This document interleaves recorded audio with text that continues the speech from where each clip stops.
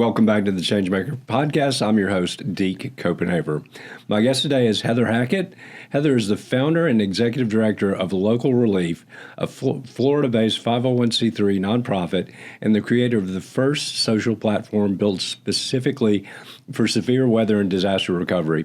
After witnessing the communication breakdown following Hurricane Irma, Heather set out to build a centralized hub where residents, nonprofits, and local authorities could share resources, information, and support in real time. Man, we needed that here last year. Today, Local Relief partners with state emergency management, VOAD organizations, and community leaders to strengthen preparedness and accelerate recovery.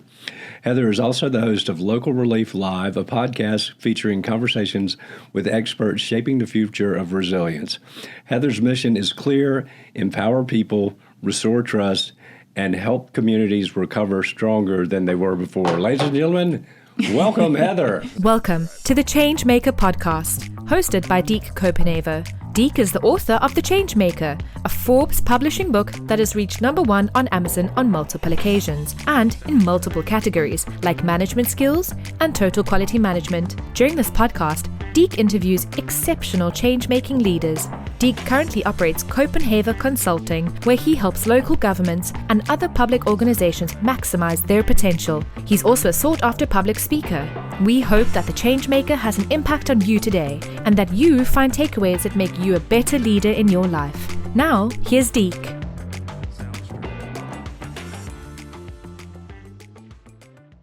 Oh, thank you so much for having me. Yeah, I'm so glad that you're here. And this is so timely. You know, I'm executive director of our long-term recovery group. But after Hurricane Helene hit here last year, that is one of the first things I did is I reached out to an app developer and I'm like, we need an app because the way people were communicating in Augusta, it was all on text chains. And I'm like, there's got to be some way to do this better.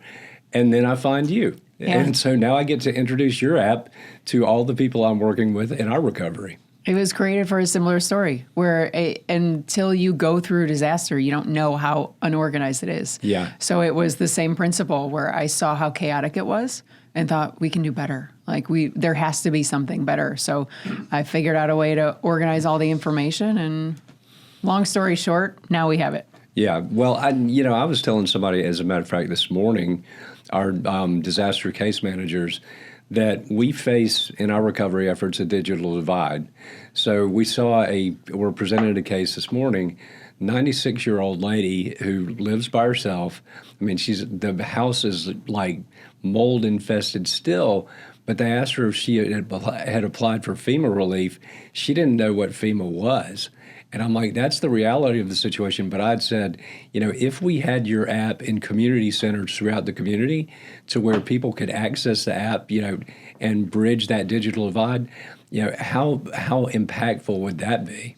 Oh, absolutely. And even I work with senior centers. I work with, age ranges, all age ranges, to where it used to be older meant not so tech savvy. Yeah. Where now if you look at, Florida, we have people that are up there. Yeah. But some of them are more tech savvy than we are. They're taking videos and shooting them and all that stuff. Yeah. So and especially with COVID, it really, I don't want to say enhanced, but it really rushed things to where if you wanted to order food, you found out what a QR code was really quickly. Yeah. So along those lines, we really are a lot more tech savvy than people think. Well, one of the things that struck me, and my brother was Southeast Regional Director for FEMA in the Clinton administration, so I had a familiarity with disaster relief and recovery. But just the levels of bureaucracy are so incredible. And, I like to think I've seen this bring out the best in people locally. But then you have crews coming in. Outside tree crews would come in and tell people through fear, you need to clear cut your lot. And they do it, and then the tree group takes the money and leaves. And I'm like, it's just so unfortunate that I say that people need people and and technology and organizations that they can trust during disaster. Yeah, and it's that communication that's really hard to lump together. Where, for example, on our street in our neighborhood, I can tell you exactly when, someone's going to try to knock on our door and sell us services because my neighbors were already telling me. Yeah. They're already saying, hey, there's someone here. Where if there was that one steady, stream of information, it's easy to vet people. Where if you know in one, in one app, in one group, you can say, hey, this guy here, and I guarantee someone took a picture of him, say, do not buy anything from him, or whatever the case is. But it really is that platform for neighbors to communicate with neighbors, whether it's the good, the bad, or the ugly, and to give them one centralized hub. No, I am so thrilled to be able to introduce that. I've given it to all of our executive committee, but I'm starting to roll it out there to nonprofits and everything in the community. But it's just there's a haze that comes with disaster. There's so much confusion, and anything you can give people that makes it easier. I tell people my whole life is about making things easier for people. Yeah. We definitely do that. And at the same time, too, we want to know of those nonprofits and organizations that do provide services so we can put them in the app as well and include them, because the biggest thing is people don't know where to go. They don't know where to turn. They don't know which nonprofits are providing assistance. So if we can put all of that together, it's not just a space for locals, but to find the nonprofits, but for nonprofits to actually find the locals and say, hey, actually, we do provide these services for you and we can help you. No, because it is, and one of the things I've shared with you is that we've established this supply chain here that I think it can be done in other communities. So we've got $1 million grant from our community foundation. The rural areas don't have community foundations usually, so this is probably for mid to larger cities, and worked with our home builders to establish, expense accounts with our local suppliers to keep the faith-based organizations moving on the rebuild. But one thing that I found, and I told our chairman yesterday, I'm like, if we can do this, I want to fund this all with private funding, because the thing that I've seen and you've witnessed is the government funding is literally so hard to access. And I've done the research after I spoke to you about the situation in Sarasota with the community development block grant funds. There are literally billions of dollars that were earmarked for disaster relief and recovery that are reverting to the federal government. And to me, I tell people, I'm like, I'm not an angry person, but knowing that in a situation like Sarasota, that you've got money earmarked for recovery, but there are still people who literally 3 years later, areas look the same as it did the day after the storm. Yeah, and the money that was collected is still there. Yeah. And unfortunately, it's not. I don't know when it's going to be dispersed. But the process to get it to say is lengthy is unbelievable. And that's the part that's unfortunate, because by the time the money's available, people have already figured out another option or possibly moved. Well, and to me, it's interesting because I tell people we're not going by a manual or a playbook. We're building our own and trying to do this more efficiently and effectively. But I've had people tell me from nonprofits, you need to be doing this, and this, and you need to work with us on this, or this. And I'm like, okay, does it make our process more efficient and effective and faster to get aid to people directly? Because I told people that, a lot of people that I know say, when I talk about what we're doing, they say, well, what's left to be done? And I'm like, we're getting cases every week that people whose houses are still in a shambles, over a year in. And I'm like, there are people that need help now, and I can't wait to check this box or to partner with this organization just so that they can say that they're having a really good impact. And some of that does happen, unfortunately. It absolutely does. It has been the biggest, I don't want to say reality check, but there is, to say red tape is an understatement. Yeah. But everybody has their protocols and their rules, and they are not timely. They are not going to help people immediately. No. They are going to take a long time. There are people that still have, whether it be insurance, whether it be, whatever the reason is, there are so many hoops they need to jump through, in addition to still managing their family, still having kids, that have needs and school projects and sports, and, life still happens. Yeah. So I can't imagine. I really can't. I cannot imagine being in that role or being in that predicament where you do have your family and you do have not much in reserves, and all of a sudden you have 4 feet of drywall, removed Yeah. from the base of your house. You have no floor, and now what? Because none of these organizations are going to help you quickly. Well, and that's the thing to me is that, I go where I see the need being the greatest, and this is definitely where the need is the greatest. But we're helping people who are either uninsured or underinsured. So I have a very strong faith. I'm like, we're helping the least of these. And particularly during this holiday season, the season of Advent, that we have Mennonite Disaster Services and Christian Disaster Services on the ground helping people. I mean, people have called our disaster case manager in tears. But I'm like, what greater gift can I give than to help people, particularly during the season, that have completely lost hope a long time ago? And it's just a beautiful thing to return hope to people. Oh, hope is everything. Yeah. Hope is everything. And I think that's the biggest piece of, you don't realize too of, when disasters happen, you see the good, the bad, and the ugly. But the good is the best of humanity. It really is. It showcases the people that are really there. Even you mentioned the Mennonite population. We have a huge Amish population in Sarasota. And when they got hit, the Sarasota, it was crazy how it hit with Debbie. They got feet of water in their homes, which is unheard of because that's in an area that's not on the water or near the water. And they got impacted. And I kid you not, there were Amish coming from Ohio. Oh, yeah. They were the first to not only help themselves, but they were the first to provide food for everybody else that was impacted.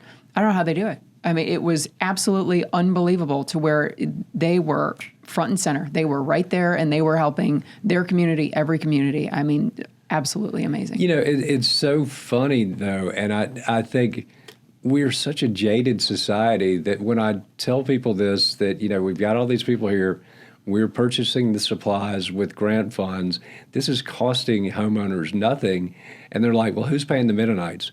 And I was visiting a job site yesterday with the CEO of the Sagamore Institute, I believe out of Indianapolis, and a friend of mine that's a local philanthropist, Randy Hatcher. But I said, look at this, and the Sagamore Institute is faith-based too. I said, there are still people in this world that are willing to do this and love doing it. They were thanking me for the work to show people the love of God. I'm like, that's we're not making this stuff up. These are just good salt of the earth people. Yeah, and there are a lot of them that show up. There really are, and that's what people love to see. That's what they love to do. Yeah. That's their calling. Just like this is ours, that's their calling, and that's what they want to do, is they want to provide a skill.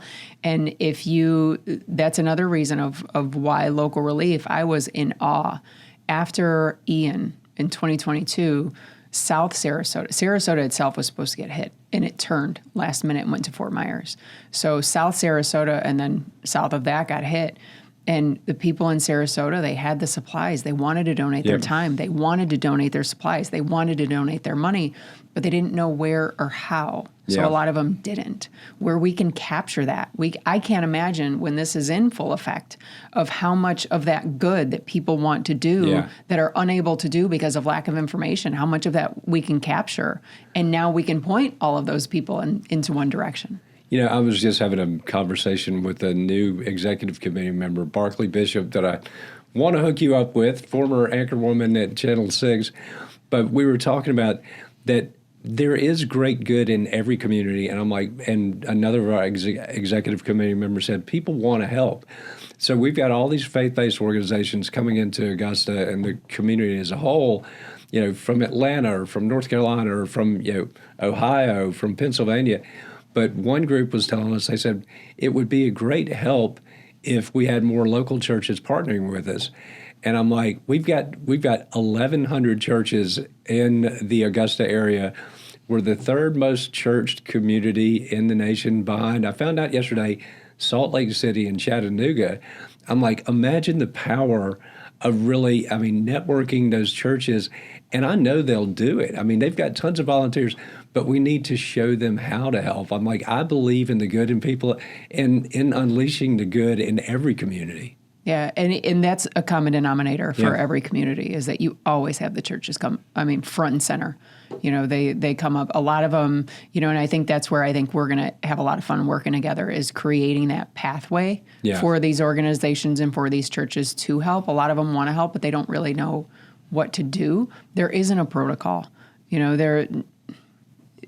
As much as you may prepare Yeah. for disaster, you're prepared for power outage. You're never, ever prepared for 3 feet of water in your home. No. Church is the same thing. They may want to help, but rarely, do they have the training and the manual and the, procedures in place to really handle a disaster like that. We're doing a gaps analysis to see who's was underserved and unserved.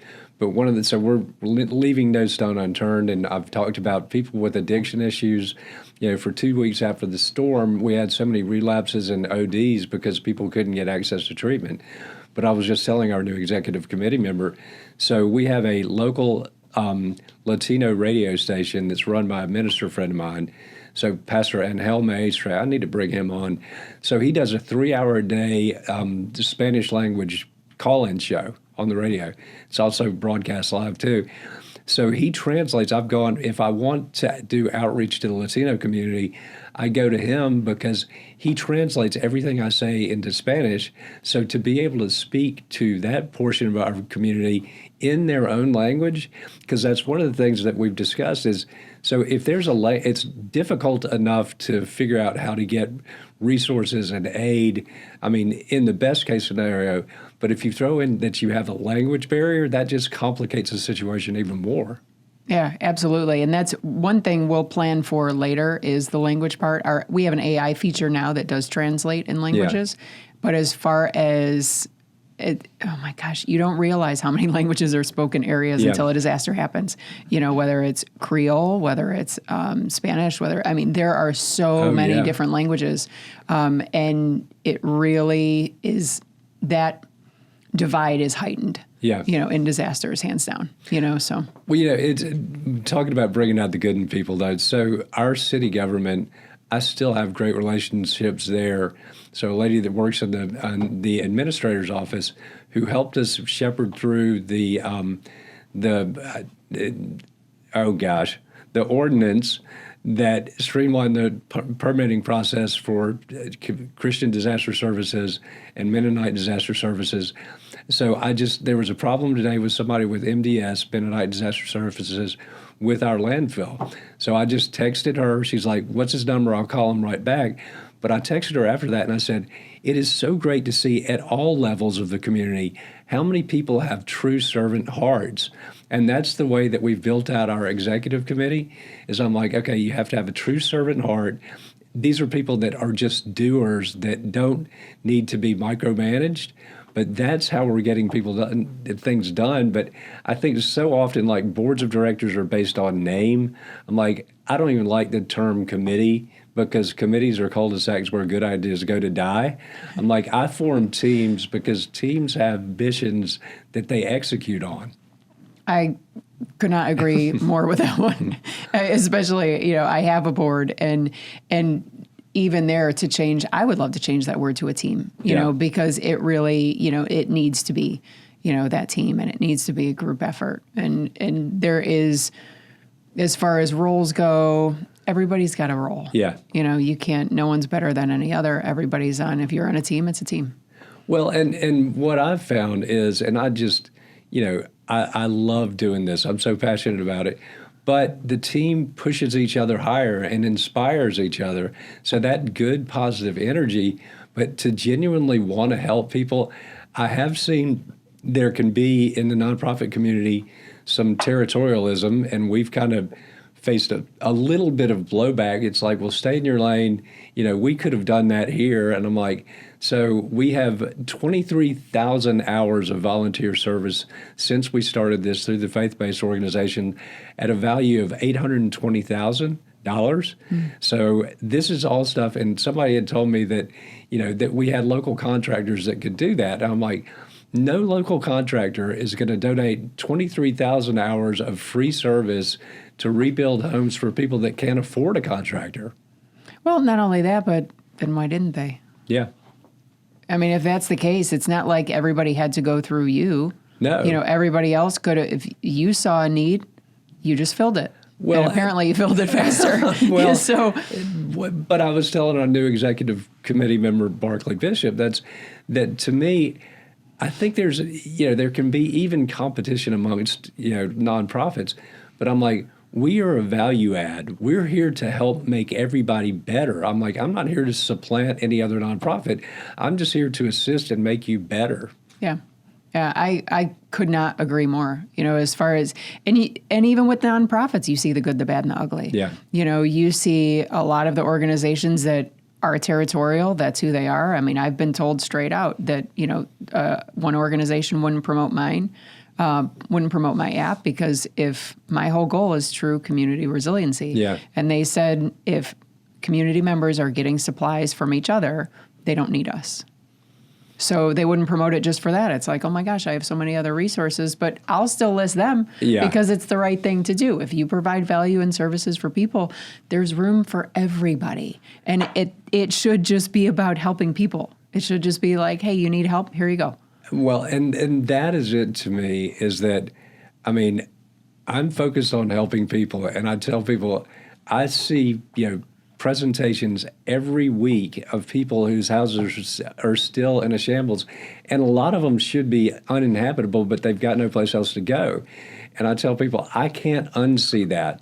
I had a lady call me and say that she needed assistance recently, so I told her the process and everything, but I wrote like a 2-page email explaining it all, but I ended it saying, look, you are not forgotten about, and you are not going to be forgotten about. I'm like, I'm here as long as this work is here, and as long as the organization will keep me, I'm going to keep working on it, because that's just, we have the opportunity through this to heal into the most broken places in our community, and that is a wonderful opportunity to have. Yeah, I can't imagine what that email meant to that woman. Because I can also imagine how many doors she's knocked on or how many people she's tried to reach out to for help. And I'm sure that email, just having been heartfelt and from a real person, was probably more than she'd received in a while. So. Well, and that's the cool part of all this to me. So I was leaving a job site about a month ago, and I'm like, this is the best job I could ever have, because I get to be an ambassador for the city to people at the grassroots level and bringing them aid, and to thank all these organizations coming in from outside the area. And I don't have to deal with the government. We have no government funding. There is no bureaucracy, and I do not have the press following me around every day. And people are like, you need to run for mayor again. I'm like, I can do way more doing this, just flying beneath the radar screen. But I was telling somebody the other day, I said, 90% of people that are getting aid through what we're doing probably have no idea that I have anything to do with it. And I'm cool with that. I'm like, and some people said, well, you need to be out there telling people about what you're doing more. I'm like, we're at that point. But they said, because nobody knows what you're doing. I said, the people whose houses are getting rebuilt or repaired, that's the people who count, that they know that this is there for them to help them. Yeah, you're doing it, and that's where clearly it's needed, so I think as far as that part goes, I think you're doing a great job. Well, but I think what you've done is so innovative, and it's really something that was so necessary. But you made mention to me that you would have thought that there would have been an app already out there to do what you've offered. Yeah, everybody does that. They do it first. They go, "Oh, there's an app for that." I think there's an app for that. Well, there should. Wait. There's not. Oh my gosh, there should be an app for that. There's not, and they do that whole circle, and there isn't. I figured, to me, it wasn't rocket science. It's just putting everything together. But there is so much. I don't want to say red tape and barriers where some organizations, I've been told by another really big nonprofit, they couldn't partner with us because they can't support all of the nonprofits that we promote. Really? Where I really don't care. Do you provide help? Yes or no? Are you legit? Yeah. I have Baptist, Christian, Scientologists. I really don't care. Yeah. If you're a legit organization and you're providing assistance to someone, I'll put you in there. Yeah. But some of the organizations, they go, oh, well, I can't be affiliated with this, or I can only be affiliated with that. So to me, that's part of, I think, why it hasn't been created, because I don't care. I don't care what race, gender, shape, size. I really don't. Yeah. Do you want to help? Do you need help? Yeah. You know, are you a real person? Are you legit? Are you, okay, great. Come on. We got a lot of work to do. So during disasters, nobody cares. Nobody cares. No. Yeah, and from that standpoint, and that's where I think it may not have been created before, and it was clearly put on me. So okay, great, I'll do it. And I love what I'm doing. But at times too, I'm surprised that it hasn't been done. And from that standpoint, I'm blessed and honored to be the one to do it. Yeah. But having been in the industry and see kind of what's around, I go, okay, maybe that's why it hasn't been done before. Yeah. Is because there are stipulations and rules, and I don't want to say I don't care about the rules, but I really don't care about the rules. I care about helping people more, I guess I should say. I am the same way. And like I say, I mean, I've got to figure out, there's no playbook for what we're doing now, because Augusta's unique. Every city that gets hit by a natural disaster, a crisis is unique. So it can't be one size fits all here. But I'm focused on developing a model that we can deploy in other communities.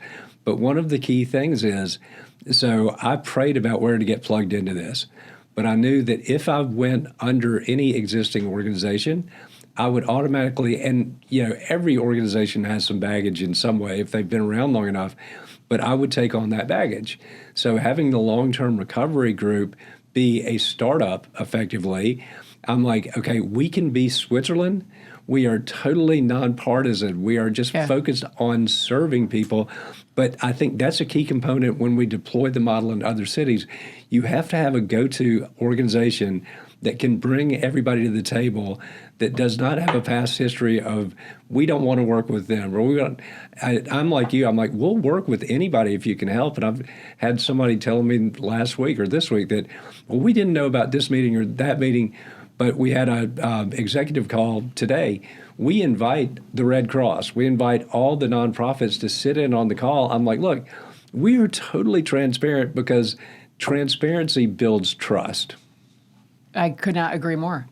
And from that standpoint, I think if you're really doing things for the right reasons, and if you are in it to help, transparency doesn't matter. For me, you want to know about my life? I'll tell you exactly what's going on. Exactly. I really don't care. If I have something to hide, maybe not so much. So everyone has stuff in their closet. But it's just a matter of, from a standpoint of being, especially transparent in this world. Oh, yeah. Oh, my gosh. That is really tough. I mean, even, look at, squeaky clean Campbell soup. Everybody, they get in trouble, But from that standpoint, it's like at the end of the day, I know my intentions. I know my business model. I know what I'm driven to do. Okay, great. And at the same time, I love that conversation, first conversation with you. It's like, oh my gosh, my people, and you see that. And when you see the people that are doing it for the right reasons, of course, we want to band together and we're good. Yeah. I know no matter what, we partner, okay, we're good. And there's, I think when truly helping is that common denominator and that backbone, I think. Well, it's, in my lifetime, I've told people that basically my attitude is, I'm willing to work with anybody. And usually if you're willing to work with anybody, anybody's willing to work with you. But the thing that I've said to everybody we're inviting into the recovery process, and I want it to be community-wide. We're engaging the youth of the community. There's a place for everybody. But I'm like, okay, as long as you have no hidden agenda or political agenda, we will find a place for you. But if you have either of those two things, I'm sorry, you're disqualified. Yeah, I would agree 100%. There are time and places for it. This isn't one of them. No. As far as disasters go, when people need help, they need help. No, and when I first got started in this, and I'm not sure how old you are, and I know not to ask a lady her age. 45. I told you, transparent. Oh, okay, yep. Okay. Well, that's so okay. You're on the tail end of it, but back in the 80s, the song "We Are the World" to benefit people in Africa, but Quincy Jones was the producer. and he put on the door, leave your ego at the door. And so that's my whole thing is like, okay, if you're going to work with us, leave your ego at the door. Yeah, 100%. I saw that documentary too. It's fascinating. Oh, did you really? Oh my gosh, yeah. And the taping of it, it's actually, it's really good. But 100%, there is no ego with this. It's just, hey, let's just, again, we have a lot of work to do. Well, and that's what I love, though. And as I say, people will tell me, you need to run for office again and all this. And I told somebody, I'm like, look, so titles come with baggage and limitations, but anointings come with no baggage and no limitations. So at this point in my life, I've got as much attention as I need. I'm like, I would rather have an anointing than a title, for sure. Well, it suits you. I didn't know when you had the title, but I can't imagine you're very good with the tape component. So no, well, I love serving, and I do think that what we do, because we're not a part of an institution, I have stayed out of the middle of those things and like big businesses and all. I just like to have my freedom to go to help people where the need is the greatest, which is what you're doing. But I was over the moon to find out about your app. Oh, thank you. I was over the moon to find you, but it really is. It's this app is nothing without reach and without people that not only believe in it, but share it and use it, to where the toughest thing is creating something that's never been before. People don't know it. They don't know to search for it. Organically, if they search for disaster relief in the App Store or Google Play, we come up second or third. Yeah. So people do find it that way. We had a lot of people find out in Helene, and we were helping people in Kentucky, Georgia, North Carolina. So we really were, helping the people that did find it that way. But the biggest thing, and just like, imagine Nextdoor with like 5 people. It's not very effective as opposed to, with having your whole neighborhood on it. So. Well, I felt like doing the work and getting the supply chain in place first was very important. So we didn't go around telling people what we were going to do. But now going into next year, and Barclay Bishop, my friend, is going to help with PR. We're ready to go out and tell the story. I'm like, I want to get in front of civic groups. I want to get in front of neighborhood associations, garden clubs, churches, whatever. But in that, that PR tour that we're about to undergo, don't think I'm not going to be promoting your app to every group I speak to, because and here again, it's so much, in our world is just focused around money. And I'm like, this is a free service that you're offering to people.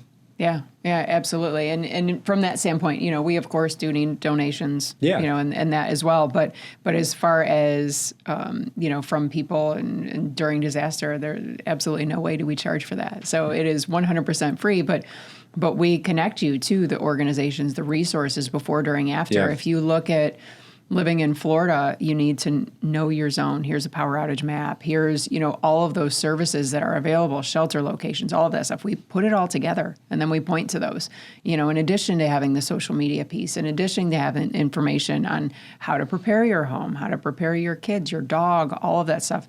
But there is, until local relief, there wasn't one central location that you could go and say, hey, I want to know the information and the resources and the people that can come together to help me.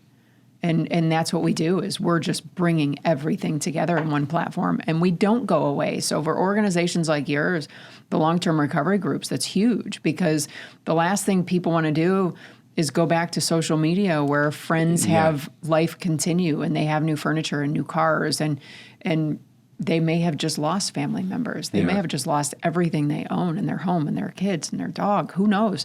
But we're just disasters and just severe weather. So for those people impacted, we got you for the long haul. Yeah. Your normal is our normal. So you can hang out with your peers and people in the same situation and vent and become that community in of itself, from people that either have gone through disasters in the past, are going through one in the future, or in the present, but really create that community that, again, until now has not existed. Well, and that's the thing to me. I've got a very strong faith, and God meant for us to live in communities. But I think what you're doing is, oftentimes in the wake of a disaster, people can say, oh, I'm so sorry about that, and provide sympathy. You're providing a forum for empathy where people that understand each other, it's like, I came through cancer 2.5 years ago, and it's allowed me to minister to people that have cancer because I understand. I went down that road. But so to create that community of people that can lean on each other, that's a beautiful thing. Well, it is too for you. It gives purpose to the people that have gone through it. Yeah. Where the worst thing you can always ask yourself when something bad happens is why. You're not going to know why. You're never going to know why, but it makes you feel a whole heck of a lot better if you can take that situation and use that to help someone else. Yeah. Then it makes it not so harsh. It gives it, even if it's a small one, it's a silver lining, and we all need to chase silver linings. Well, it's been interesting to me here, and I talked about it recently on the podcast, but in today's world, so many people feel powerless. When you see what's going on in Washington and just across the globe, it's like, and I went on a media diet, went all the way off of social media about a year ago, because I'm like, I can't do anything about that, but I can help my community. I mean, what's right outside my front door? But when I describe to people what we're doing here, it's almost like the light clicks and they're empowered. I'm like, stop looking at the media and social media. Come get on the street with us and help your neighbors. And that the fulfillment that you will receive from that, but people want to do it. So it's just this good vibration that we're creating in this community. And I still say we will become a model for solidarity and unity that other communities can follow. Because I'm like, people don't want to be made to feel afraid or that, their neighbors are out to get them or anything. People want to be a part of community if you offer it to them. Oh, 100%. And not only do they want to help that first time, but once you experience that, joy and that love in your heart when you do volunteer, that's what you want to do. So then in essence, when you have the 10 people that are doing it for the first time, they're doing it the second time, the third time, the fourth time. Now, next time disaster happens, they know exactly what to do and they're ready. So from that standpoint, you're not only nurturing a protocol, you're nurturing the volunteers and the team that's going to help in the future. Well, I love to build coalitions. And so when I tell people about what we're doing here, and our government has a bad reputation for being very divisive, I give credit where credit's due. I say, I took an ordinance to our mayor and commission that they approved unanimously to expedite the permitting process. The school board has given facilities for Christian Disaster Services and Mennonite Disaster Services for rent-free, and they're paying the utilities for months on end. Our local home builders helped us set up the expense accounts. The Community Foundation has given us $1 billion grant. The Red Cross has given us a grant, and the Salvation Army. I'm like, look at how we can, groups that you wouldn't think would ever work together. We are building this coalition, and everybody's a part of it. And, you can feel good about doing this. And we had the commissioners and the mayor at a prayer breakfast recently. They get beat up in the press all the time. And I said, look, y'all, okay, they get beat up in the press, but I do want to say they passed that ordinance unanimously, and I think they deserve some love for that. Whole room gave them a round of applause, and I'm like, just to see their faces light up, elected officials that the majority of the time they just get beaten up, but it was such a refreshing thing to see them get some crowd love. I can't imagine being on that side of the spectrum too. So where when you are in that role, rarely do people come and say, hey, good job. By the way, you're doing a great job. People they come with their complaints. If you look at any of the meetings that happen, the biggest attendance, is always from negative. Yeah. It's always when they're afraid of something or when they want to stand up. It's never to, show accolades and give credit where it's due. Never. Well, I think where a lot of elected officials run into issues, because I never did this, is they really operate in silos, and they might surround themselves with yes men or what. But I'm like, I constantly engaged at the grassroots level for 9 years in office. So I would sit in the sauna at the Y every day, and I'm like, if you're sitting in a room with a bunch of sweaty dudes, you're all on the same level, and they're going to shoot you straight. But I'm like, that's grassroots engagement is my passion. But that's what you've got. I mean, I think leaders, if they would get out and get into the public, it makes it easier, because if you're basing public opinion on what somebody's saying about you on Facebook, that's not a lot of people, and so it can be misguiding for you. I think people are afraid of communication. I think they're afraid of people recording. They're afraid of people recording videos, of texts, of any of that stuff. I got a screenshot of this. I think they are petrified to say anything. I've worked with governments that have said flat out, I can't promote local relief because we can't promote one nonprofit over the other. I can't say this,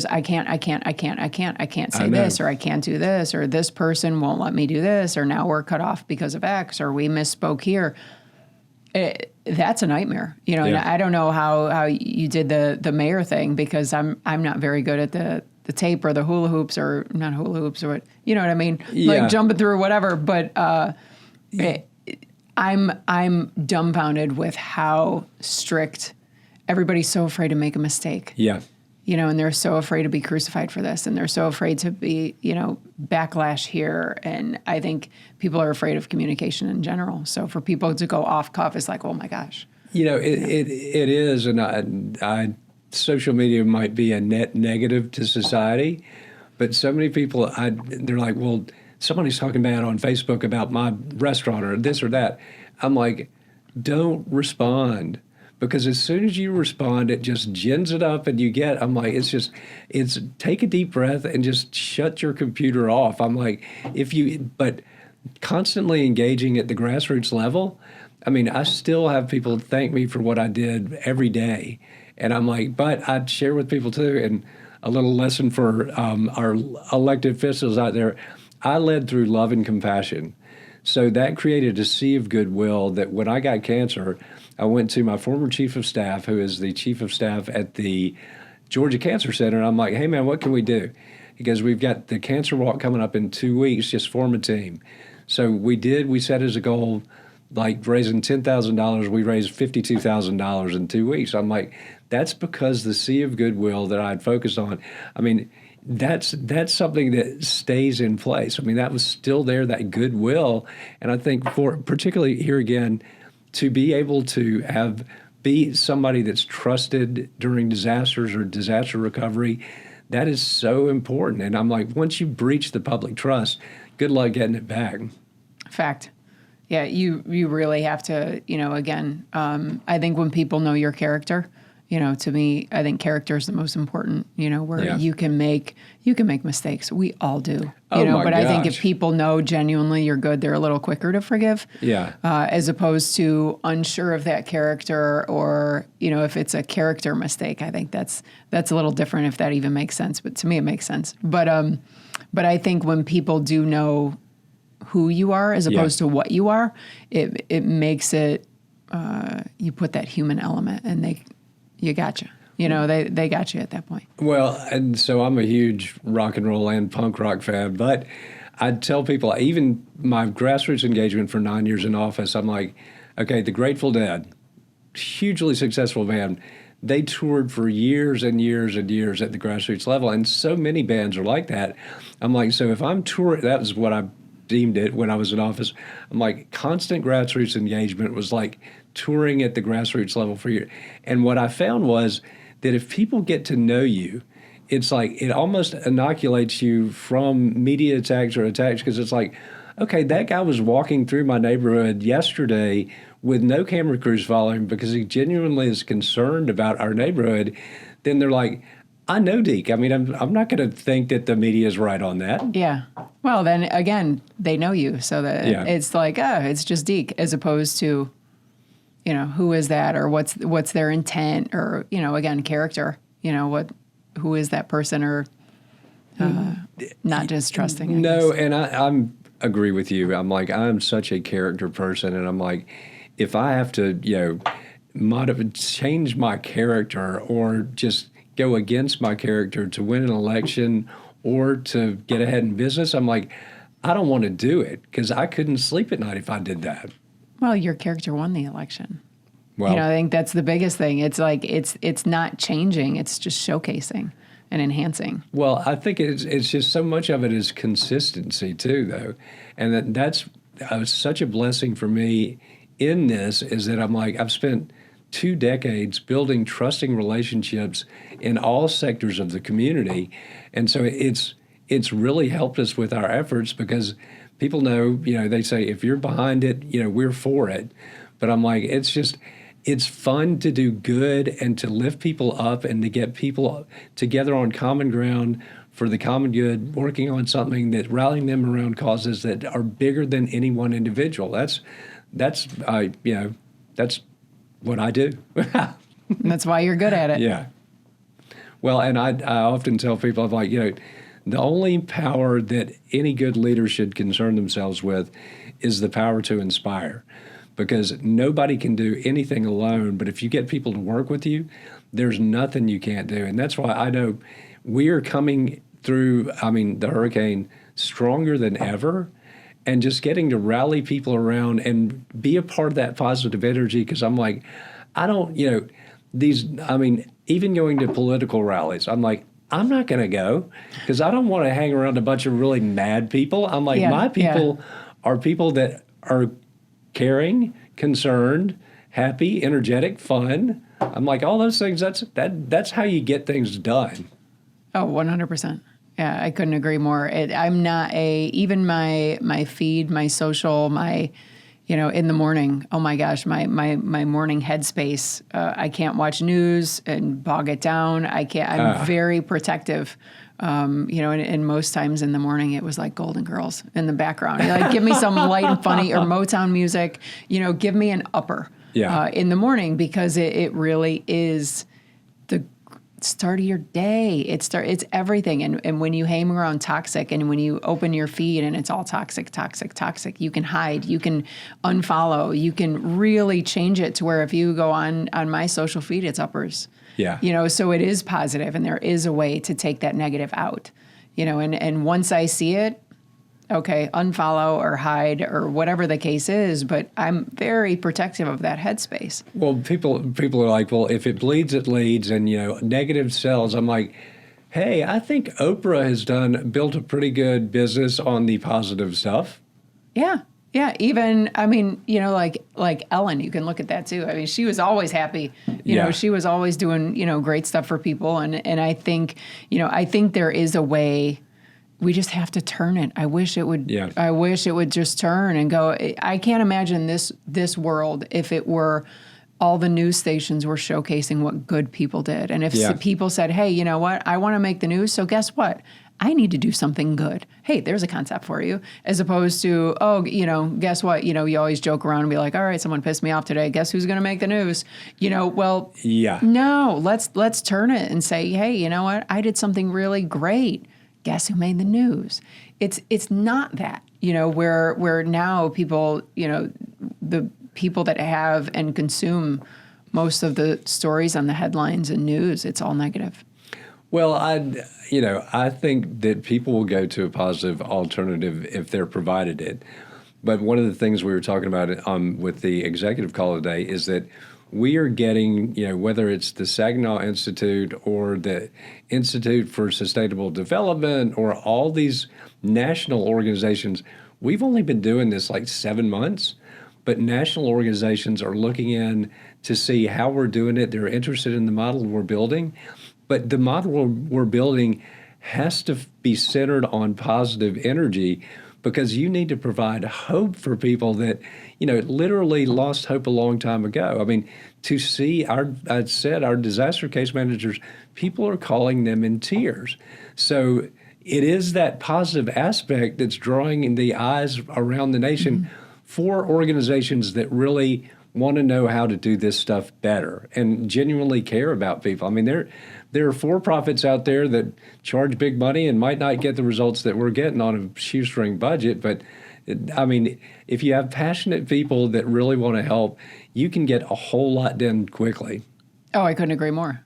Yeah, I could not agree more. And even there, there are absolutely ways for us to put information together to help those that want to be helped, but also that want to help others. Yeah. And at that same time, I think, it absolutely is possible to take the people that are deterred and are or have been burned and are in that lull, and they are, down, so to Yeah. speak. You can absolutely pick them up. It may take a little bit more, but it can absolutely be done. And then those are not only people that are happy now, but those are the ones that want to help others because they get it.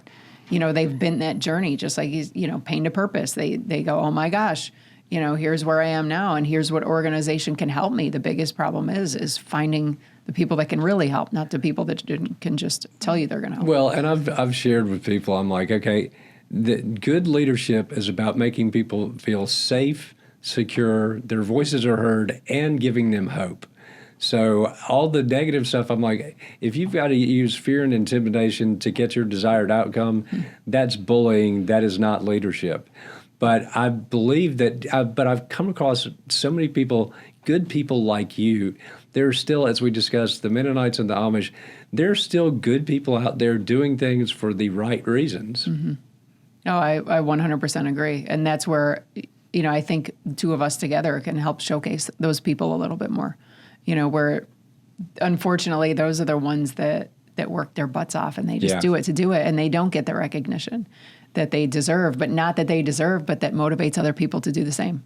So I think between you and I, we can showcase a heck of a lot more of those people. Oh, absolutely. And that's what we've built this model, and I'm ready to go to the philanthropic community. And I think we will get funding for it from outside the area too, because once again, superstorms are the new normal. And so there will be other Augustas and Asheville's out there. But it's something that so often I see where it's like in politics, it drives me crazy that you'll have elected officials in Washington, aberrant behavior, send out a fundraising email. And I'm like, we're like throwing money at bad behavior. Just give us a little bit of that for our recovery efforts and let us show you what we can do with that. Yeah. Yeah. Oh, I couldn't agree more. And that's something too, I think that once people see what we're doing and once we put this together and have that, whatever they need, that case study, that white paper, whatever that is that the people look for, and have that proof that this is what we do, this is how it works, why it works, all of that together, how are you going to say no? Well, because there's a need. There is an absolute need, just like you said. As far as whether it was Melissa, the storm that still scares the crap out of me was Otis, the one that went from, oh my gosh, it went from like 0 to 5 in 2 seconds. Yeah. And it was not on the radar. They're not going away. No. So at the same time too, if there was one like Melissa in the Gulf this year, oh my gosh, I can't even imagine. No, and it's like I said, people want to make everything political. I'm like, okay, I had cancer. Cancer's not political. It impacts everybody. During disasters don't discriminate. They don't say, well, we're only going to hit the Republican side of town or the Democrat side of town. But even, climate change or whatever you want to call it, I'm like, I'm not going to argue the politics of that. I'm a realist. Yeah. And the odds are we're going to get a lot more of these storms in the coming years, so we better be prepared. Yeah, 100%. I'm couldn't agree more. As far as any of that discussion goes, at the end of the day, they're not going anywhere. No. And people still need help. So from that standpoint, you can say whatever you want, but from the community standpoint, they need this. They need to know organizations like yours and programs like yours exist. They need to know apps like this exist, and they need to know not only do we exist separately, but guess what we're doing together. Exactly. Well, we are getting down towards the end. I think we could talk all day, and we will be grabbing lunch in a bit, so I'm starving you. 2 questions I like to ask. Where can people find you? Localrelief.com. Okay. You can find out all about us there, but also download the app. You can go to the App Store or Google Play, look up Local Relief. We are there. But even, Google Local Relief, you're going to find us in some way, shape, or form. I mean, even if you want to email me, it's heather@localrelief.com. But you can find me, promise. So on a daily basis, what puts a smile on your face and brings joy to your heart? Connecting people, that's number one. If you ask my husband for one word that explains me or describes me, he says I'm the ultimate connector. I like connecting people, but also helping, 100%. It's that aha moment. It's teaching. It's making people better. It's that old principle that you leave a home a little bit better than when you found it. Like I like to leave people a little bit better than when I found them. You and me both. Well, thank you, Heather, for being an amazing guest, and I'm sure I will have you back often. Oh, thank you so much. We are out of time, dropping the mic, and we are out. Hey, guys, thanks for listening to or watching the Changemaker podcast today. Greatly appreciate it. If you're listening and you want to see the video, you can subscribe to our YouTube channel at Deke Copenhaver. That's a pretty easy to remember, I would think. But really, we also want to remind you to like, subscribe, rate across all platforms, download. And if you're looking for a coach, a speaker, or anything, you know where to find me. Just email me at dekecopenhaver.com. And thanks so much for listening.